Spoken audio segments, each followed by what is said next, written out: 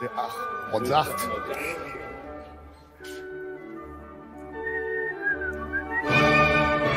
Voilà. Un silence en plateau avec un Mozart. Effectivement. Mozart. On va parler Festival Opéra plein air. C'est la 17e édition de ce festival Henri Jean Servat. Oui. C'est marrant ce petit décor, ce principe de Ah oui, ce monter principe. Moi aussi, j'avais fait moi j'avais mis en scène la Traviata pour Ouais. les opéras en plein air.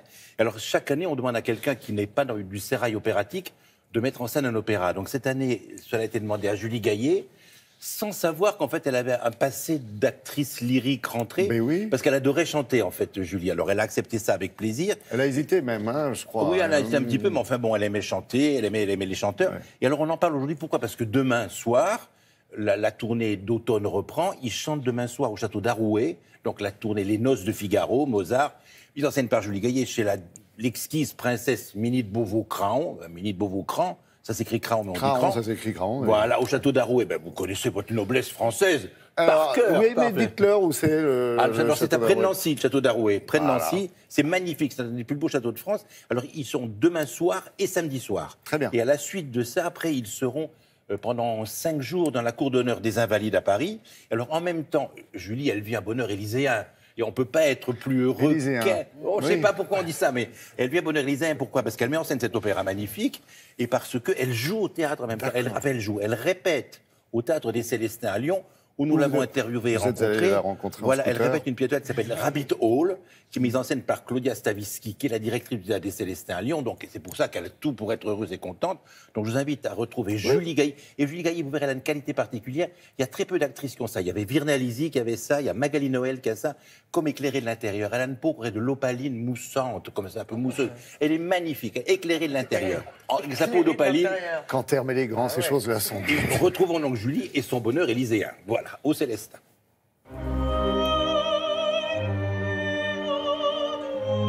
C'est fou de se dire on va mettre en scène un opéra, mais complètement fou. Moi, je ne sais pas quelle folie m'a prise d'accepter, mais c'était merveilleux, merveilleux. Je me suis dit, voilà, il faut que ce soit léger, il faut que les gens, voilà, du bonheur, qu'on ressorte, qu'on se soit pas ennuyé, que les enfants comprennent, qu'on soit pas obligé de lire les surtitres pour pouvoir comprendre, que ce soit. Je me suis amusée. Et vraiment le plaisir de transmettre aux chanteurs de la direction d'acteurs, de leur raconter. Et voilà. Et puis après, voilà, moi j'ai mis les musiciens sur scène. Parce que c'est vrai, quand on va à l'opéra, il y a la fosse. Et que très souvent, je me dis, Jules, c'est dommage qu'on ne puisse pas voir les deux en même temps. Et là, je me suis dit, je vais mettre les musiciens sur scène. Donc ça, c'était vraiment la première envie de voir les musiciens en même temps que les chanteurs. Et là, vous pouvez voir les deux. Je lâchais sur rien, mais en même temps, pouvoir emmener tout ce petit monde, avoir de l'énergie, parce qu'il y a aussi les chœurs. Il y a du monde sur scène. Il y a les 12 chœurs, il y a les acteurs, il y a les chanteurs, les interprètes, l'orchestre. Au début, on m'a donné un porte-voix. J'ai fait non, mais on peut utiliser ça. Eh ben, je l'ai utilisé, le porte-voix, le micro, tout très fort. Non, c'était. Je me suis découverte une main de fer dans un gant de velours. Est-ce que, Julie, on peut dire que vous avez failli être chanteuse lyrique ?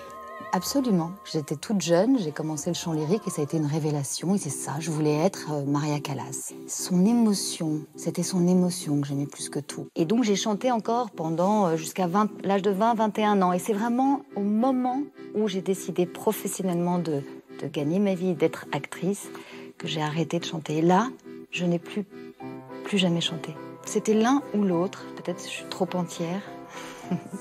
Et puis voilà, et puis après, dans les rôles, on m'a fait chanter, donc c'était assez émouvant, mais je chantais comme le rôle, c'était pas moi, Julie, c'était mes personnages qui chantaient.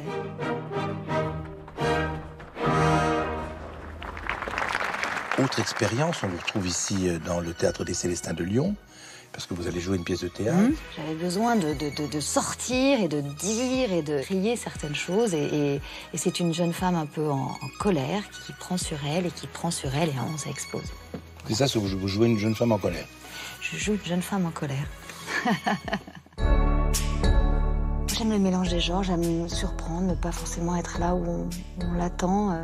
Quand je mettais en scène les opéras en plein air, j'avais beaucoup envie de comédie, de choses légères. Et même là, et c'est ça qui est bien avec les auteurs contemporains américains et au théâtre, c'est de s'amuser tout en étant très profond et en disant des choses parfois très tristes, très dures. Toujours l'humour. L'humour, moi, je crois que c'est la clé. Et pour clore, quel est l'état actuel de votre esprit?